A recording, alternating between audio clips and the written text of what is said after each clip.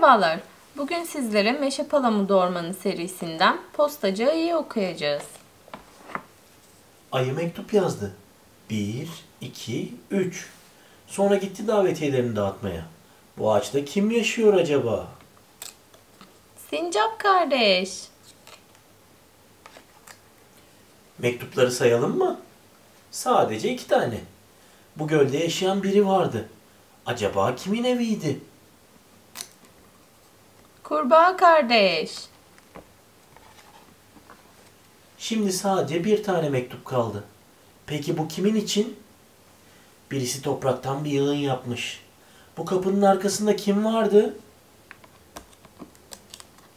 Köstebek kardeş.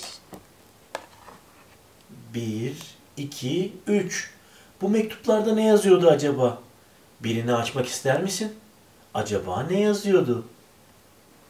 Partime gelsene. Ayı mutfakta. Nasıl yemek yapıyor izle de gör. Fırında ne var? Hadi bil bakalım. Doğum günü pastası. Birisi kapıyı çaldı. 1, 2, 3. Ayı kapıyı açmaya gitti. Kim olabilir ki? Doğum günün kutlu olsun ayı.